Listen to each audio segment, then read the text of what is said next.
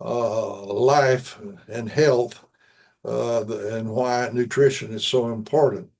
Now, we have here a drawing or a cartoon of a cell, and you'll notice the sort of purple area with a dark blue in the center is the nucleus of every cell, and it has a membrane around it, and the chromosomes are inside the nucleus, the DNA, all the instructions for life that is coded in the chains of the four nucleic acids. I might add that this program in the genes is many times more powerful than the code that's in your cell phone, your slate, or your laptop or your desktop computer. Very powerful.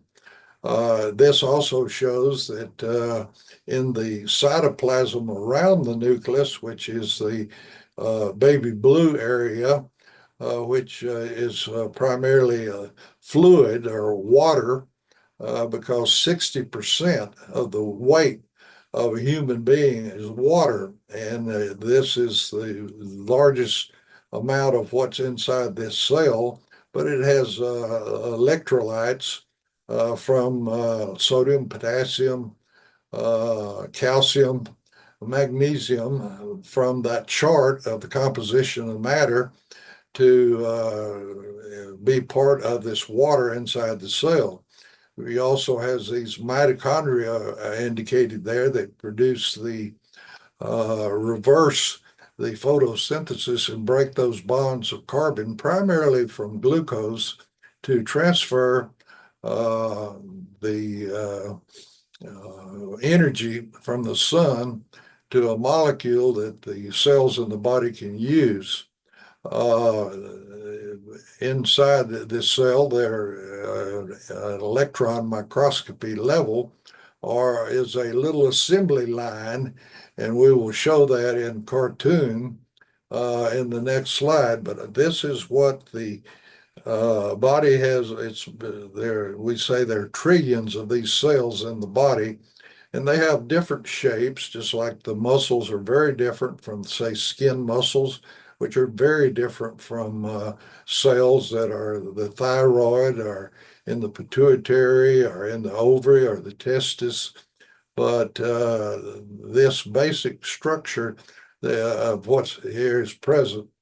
And before we leave this, that the mitochondria that you see there that breaks that bond, when it does this, it provides free radicals. Now, you never met a free radical, nor have I, but this is a molecule that has a charge, either positive or negative, that is a waste, sells out of a waste product of this producing of ATP. And these free radicals can be very damaging because if they're positive or negative charge, they can attached to the membranes inside these different structures in the cell, and this will alter the function of that cell, and you won't feel good. The worst thing is for the free radical to go in and attach to one of the chromosomes, and the molecules in the length of the chromosomes have inflammation. It's a code, but the free radicals can alter the code, and that's called a mutation. And one of the frequent problems of this is miscarriages that the free radicals, they think, have altered the genes, and it's not a good embryo, and so the uterus expels it, and you have a bloody discharge, and it's called a miscarriage. But it can be a modification that ends up that a child that does not learn or behave well, or even worse, it can change it. So when cells divide, that they don't divide properly and cooperate with the other cells in the body. And this mutation is called cancer. All of this comes from these free radicals. And lo and behold, in the design of life, there are genes that in this little assembly line I'm going to show you here, that in a cartoon produces a molecule called glutathione that's made from principally 3 amino acids. I showed you the cysteine in another slide, that is a very critical amino acid that needs to be supplied in the diet to properly make glutathione, because around the mitochondria there's a little cloud of glutathione molecules that bind to free radicals and keep them from attaching to the membranes in the cell, and especially can keep it from attaching to the chromosomes, which is the worst damage that can be done.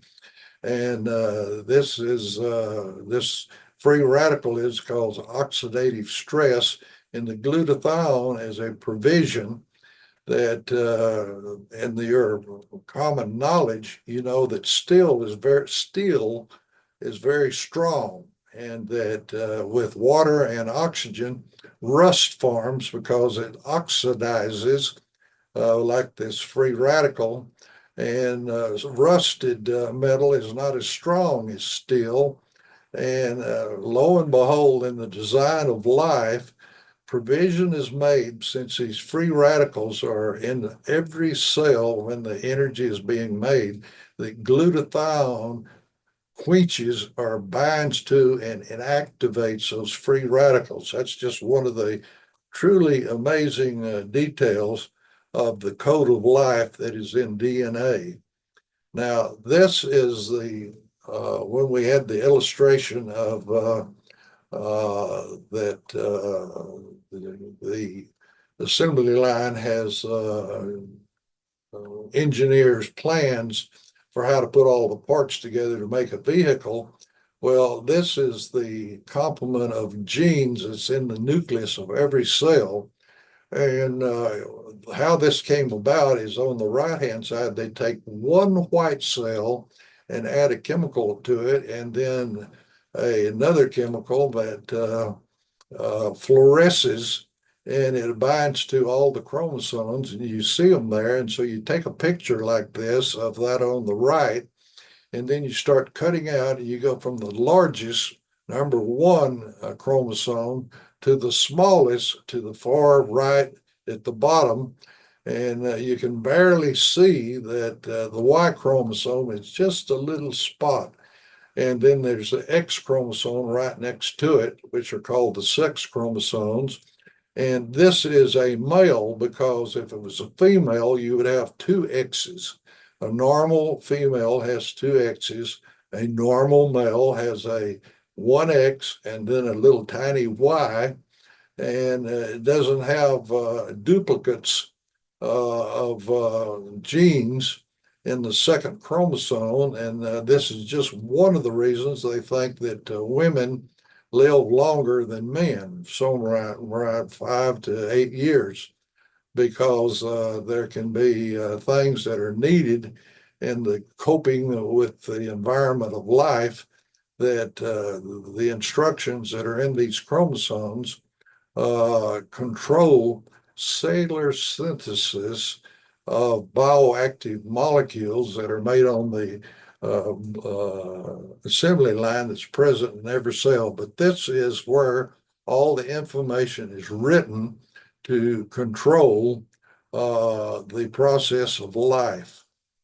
I might add that one of the most amazing things about that group of chromosomes is they take molecules that are in the composition of matter chart that I showed you, that have absolutely no property of life, and hook them together in cellular synthesis, and behold, life appears in plants and animals by the information that's in the DNA. Now, this is a cartoon of the assembly line laid out that's inside that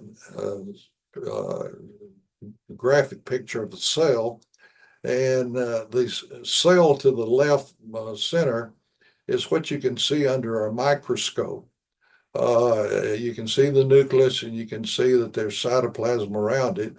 You cannot see the little, looks like pitchforks on the surface membrane. But what we have here is the assembly line, which number one is the ribosome that's loose in the nucleus. Pardon me, not nucleus, but in the cytoplasm. And then number two is the endoplasmic reticulum, the long membrane at the top. And then over to the right, we have the Golgi apparatus. And this is the assembly line that makes everything that is structure and functional in the body down at the bottom of this cartoon. In the middle, you have a depiction of what's going on this assembly line. And what we got here emphasized that the round circles that are blue are the active molecule that is found in the aloe leaf gel, the acetylated mannose. And in this process, 9 molecules of acetylated mannose or acemannan in the endoplasmic reticulum are hooked together to protein to make a domain on the surface of all the cells. And that's what you see sticking out on the cartoon of the cell that is too small for electron microscopy. Now, the ribosome, the endoplasmic reticulum, and the Golgi can be seen with special stains and electron microscopy. But the biochemistry illustrated in the center for the molecules of acemannan being joined together to make 3 chains that are the domain for cell-to-cell instructions. If you'll step back from this, you can think of the chromosomes, which we will show as a helix, is a biocomputer that runs this little cellular factory that, depending on the gene that's activated, determines which nutrient molecules are hooked together to make the bioactive compounds that run the process of life as well as the structure of the human body. But this is present in every cell, in every organ of the body. Now, this is how the chromosomes are organized, and it's 3 different ways that the helix is presented because it's too small to visually be thing, but these are cartoons. And the nucleic acids are in gold, and the phosphate compounds are the blue. And this is a biocomputer that has information stored in the order of which these nucleic acids are present that you see in gold in each one of them. And over to the far left, it points out that one side of the 23 pairs is the maternal genes that come from the egg and the ovary, and the other side of the helix is in the sperm that comes from the male and has the genetic history of the male family. And this comes together in fertilization, and genes are turned on to start cellular synthesis to make essentially a ball that's kind of collapsed in the human, but one side of the ball migrates in and starts making layers, and all of this is determined by genes activated that starts the process of life from fertilization to gestation, or what's going on inside the mother's uterus. Now, the body makes on that assembly line cell activators, which are called cyto for cell, and kines comes from kinetic energy, moving energy, how to activate the cells. And this is particularly cytokines are produced by the white cells of the human bone marrow that circulate in the blood that are called leukocytes. Leuko meaning Greek for white. Leuko is white in Greek, and cyte cells, human white cells. And this is a experiment that was conducted down in Houston by the head of the immunology department. And they put cells in culture, and by adding, which is shown in a little box there, you have the dark red, which each one of those little signs in the graph is the amount of cytokine produced. And then you add 1 microgram, 10, 100 micrograms of the active ingredient from the acemannan mannose. We got it there, polymannose, because as we learned more and more, we focus more down on the fact that it's mannose and it's multiple mannose molecules. That's what poly means. But you can see as you increase the amount of acemannan in the tissue culture, the white cells produce more of the cytokines, which are the labels at the bottom there. And you'll see a green diamond there, which says granulocyte macrophage colony factor. That's a growth factor. And I have that there because it shows it's increasing as we increase the amount there. But we paid more attention to the interleukins and the tumor necrosing factor, which means cell destruction, which is so important in the body's natural processes to destroy cancer cells. And then we have the INF is interferons, and the interferon gamma is anti-infections and anti-tumor. But this colony macrophage factor we kind of ignored for probably 10 years. But this is very important because it increases the bone marrow release of stem cells that are very important in the continued good health of the human body.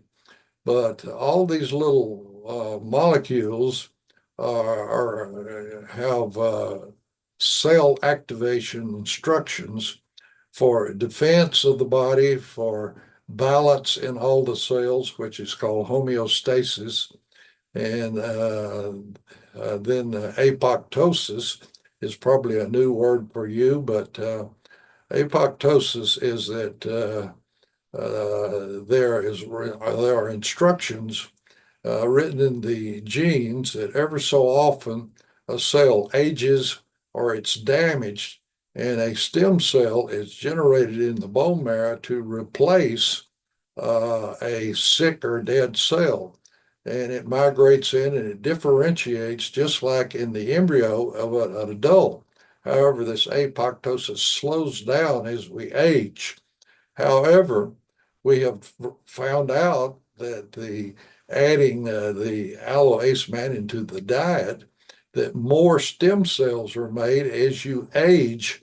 And this is probably why plant-based diet that the National Geographic Society has identified sites on the planet they call blue zones where people live independently to their 90s, and many of them live in good health to over 100 because the plant-based diet supports apoptosis or regeneration of new cells to replace aged and damaged cells.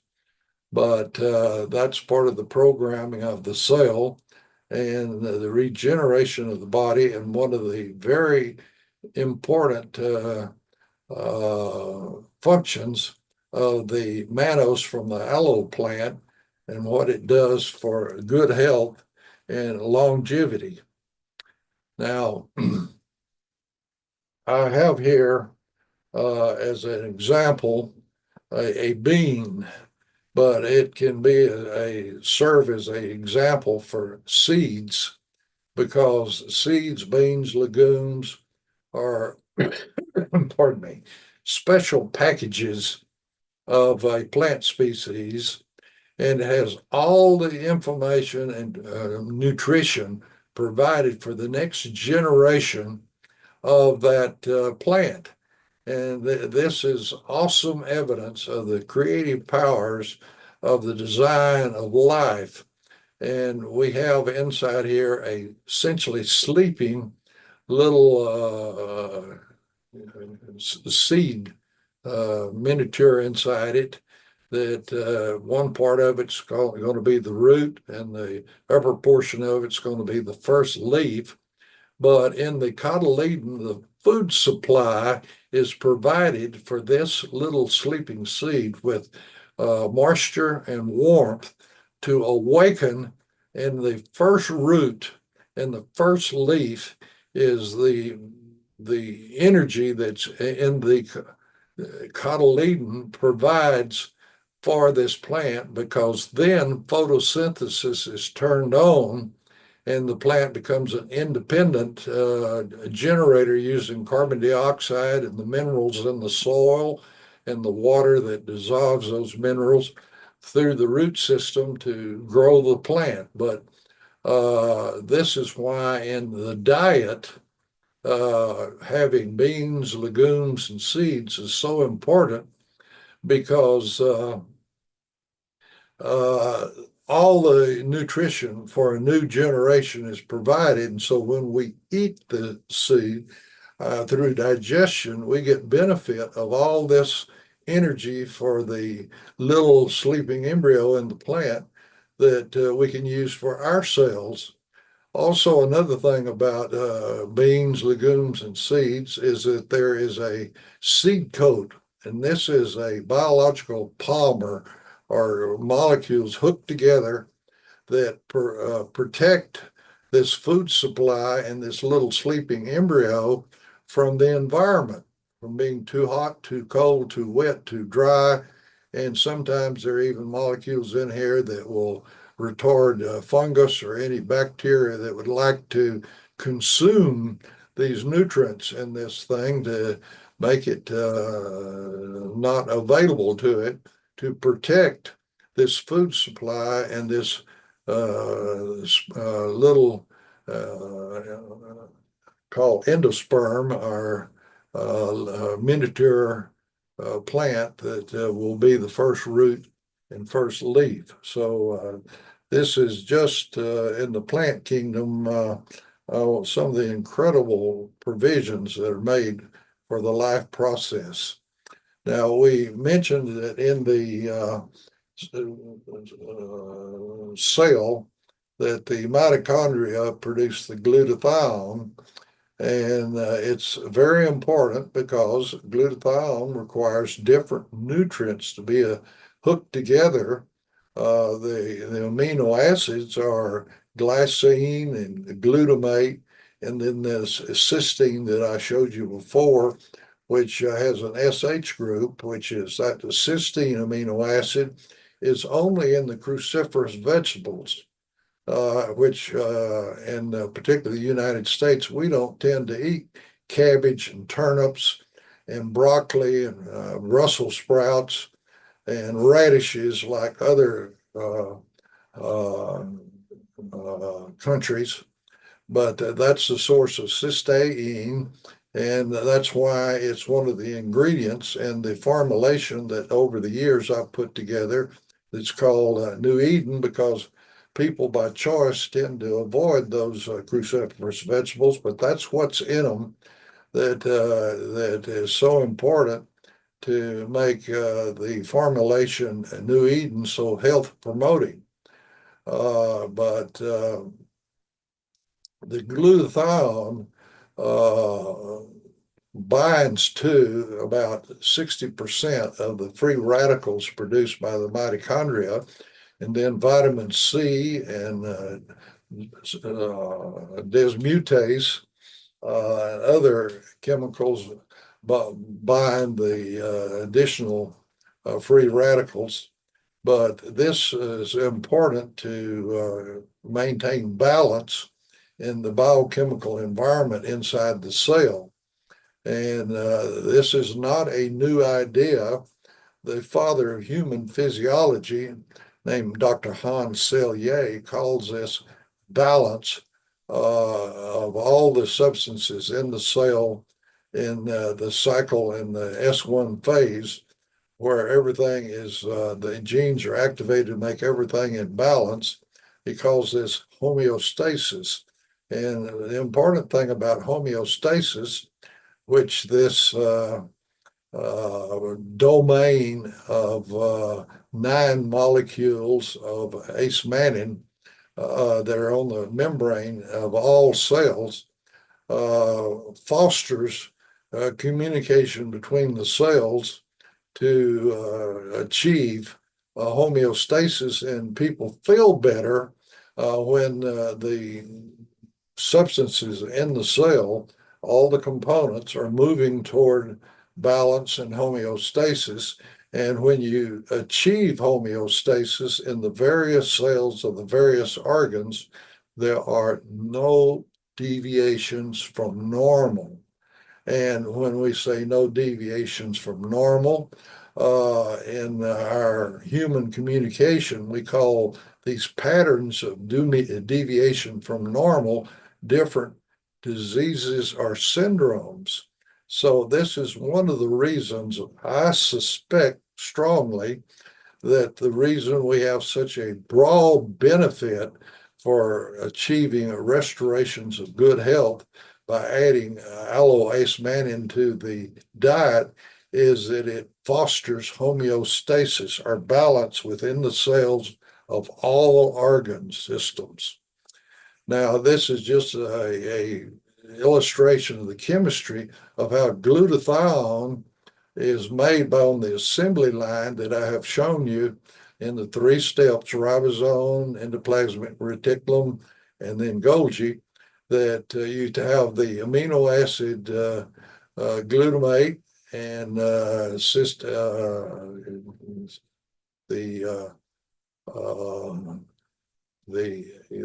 you get energy to hook these molecules together, which shows that you have to have ATP, and so these 3 amino acids are hooked together, and the SH group sticks out, and that sulfur is so important because it tends to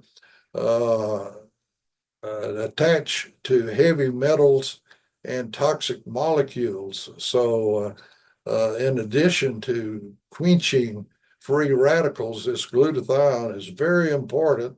And one of the really small details is just to think that in the genes, a anti-rust system is provided in a little cloud around the mitochondria to bind to the free radicals that are provided. And this shows you that the cysteine is hooked between glutamate and glycine, the 3 amino acids. That SH group is stuck out there to attach to free radicals and toxic compounds.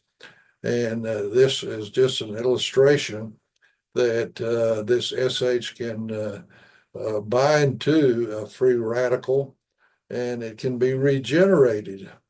And this protects the environment inside the cell so that these free radicals do not attach to the membranes that surround the nucleus, the membranes that surround the endoplasmic reticulum, the membranes that surround the Golgi. All these are protected by this molecule that in the design of life, lo and behold, the instructions are in DNA to make this glutathione to protect the environment inside the cell.